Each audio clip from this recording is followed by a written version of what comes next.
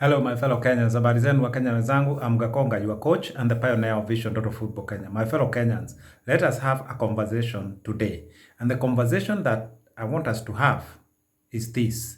FIFA must respect the government of Kenya. Just like it would respect the UK government, the Italy government, the France government. I want FIFA to show respect to the government of Kenya. And this is what I mean. As I speak now, we know that uh, three officials from high-end officials from the government of Kenya have been summoned by FIFA. That is starting with CS Amina Mohamed.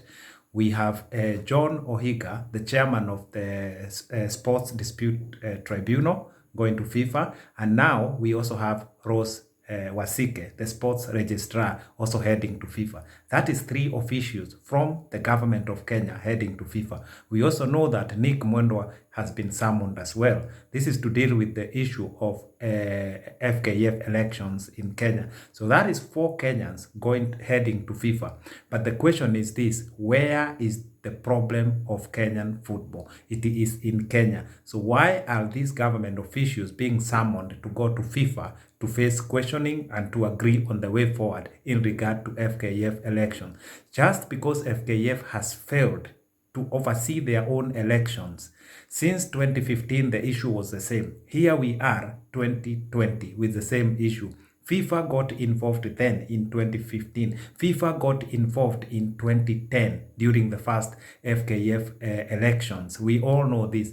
FIFA was involved in the formation of FKF, but this FKF is full of problems. So FIFA is part of Kenyan problem, no matter how you look at it. Because if they know what our Kenyan football needs as a solution, why have they not been able to give the way forward or to give the solution? This idea of going to FIFA and discussing 24 rules that are based on football elections in Kenya, they are giving headache everyone in Kenya, everyone in FIFA. And you know why? Because these rules are being structured based on favoring other people. They are not genuine election rules for football. If they are, we don't even need to go to FIFA.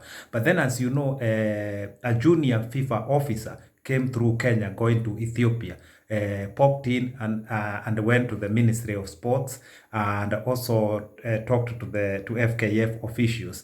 And this is where this all began. That three government officials from the Ministry of Sports have to go to FIFA, and Nick Mwendwa has to go to FIFA. That is where it all began. As I speak now, we know they are on the way heading to FIFA office. But why can't FIFA send one of their officials to come and sort these problems that they keep seeing happening in Kenya? Because FIFA has no answer. What FIFA want to do is to save their face by calling Kenyans there and having a little discussion over a cup of tea. They think they are going to make these officials accept what is being said by FIFA. But I can tell you today, FIFA want to save its face. FIFA know that it is not able to sort the problems of Kenyan football. But then what I want to say to FIFA is this: Kenyan government is not a banana republic. Kenya is not a banana republic. It has to come to a time when now FIFA respect what Kenyans and the Kenyan government want to do for the future of the Kenyan football. This is what I want to say to CS Amina Mohamed. Please don't be intimidated by FIFA. FIFA does not intimidate officials from any other country in Europe. This is my experience. I live in Europe. I'm well aware of issues of football in Europe. I'm well aware of the issues that I'll be deviling our Kenyan football. I know what we need to do. And the first point must be that we understand that FIFA has no solution for our Kenyan football. FKF has no solution for our Kenyan football. The problems that exist within FKF alone, they will take 10 years plus to sort them out. What we must do is do away with FKF and going forward, find the correct way to usher new era for football in Kenya. And that new era, I am afraid, it does not involve FKF. Why? FKF itself knows that it is not able to sort the issues of Kenyan football. It knows that. FIFA knows that it has no solution for our Kenyan football. I want to be categorical. Kenyan football solutions will come from Kenyans themselves. People within the borders of Kenya are the one who will come with the solution of our Kenyan football. When the question of FIFA comes in, we are going to face it head on, whether it is CAF, whether it is FIFA, whether it is CECAFA. That is a question that we are going to address, and we are going to deal with issues. We don't want emotions, we don't want shenanigans, we want to deal with issues. And I keep saying this, if FIFA knows the solution to our Kenyan football problems, they would have sorted it by now, since 2010. You have seen the wrangles, the shambles, the recklessness, the poverty of our Kenyan football, the way money is being spent. I don't know, 130 million going to OBE Van, 244 million. AFCON, 163 million now has to be paid to two former Harambee Stars coach that were being sacked by FKF.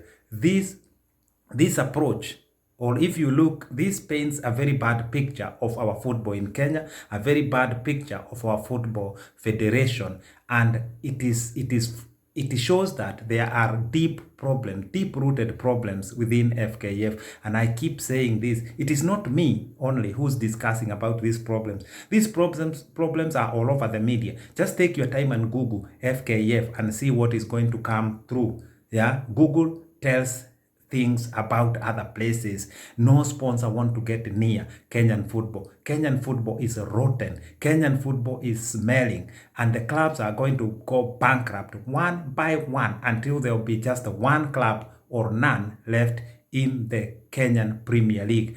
Things are only getting worse, and I keep saying the longer we wait, the worse it is going to get. I prophesied this in 2015, and I said the further we go, the more problems we are going to see. We are experiencing that. And this FKF election, even if it happened last year or this year, it will sort nothing. The issues of Kenyan football is beyond elections, is beyond individuals, is beyond whoever is going to be elected as the president. A football revolution in Kenya is imminent. A total football revolution, so we can go to ground zero. We must start at ground zero in matters Kenyan football. Then we can start moving on for the next 10, 20, 50, 100 years without wanting to go back again. We need to take a U-turn. Our Kenyan football is not football. I keep saying this. That is why you see nothing and nothing is working well in our Kenyan football. This idea of having 1, 2, 3 betting companies around to prove that Kenyan football is doing okay. My fellow Kenyans, this is a quick fix. We must not accept any quick fix. Let us do what is right for our Kenyan football. And I will say it again, Vision Total Football Kenya is not a football federation. It is a vehicle for change. Revolution must come through soon and very soon. And I do not own the revolution.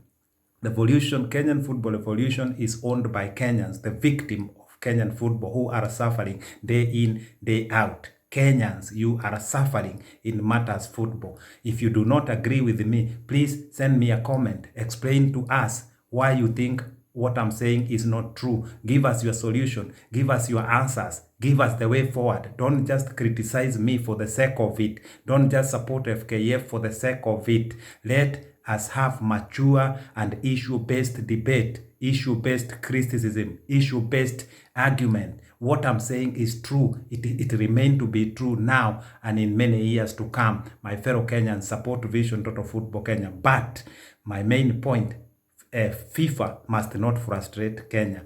Kenyan government must not be frustrated by FIFA. Kenya must now do what it needs to do to sort football in Kenya for the sake of Kenyans and the Kenyan people and the Kenyan economy. We need football in Kenya that Kenyans deserve. My fellow Kenyans, thank you for supporting Vision Total Football Kenya. And the issues that I'm discussing here, they are deep. They are deep-rooted issues that we must sort soon and very soon this year, 2020. My fellow Kenyans, I leave you in peace. I'm gone.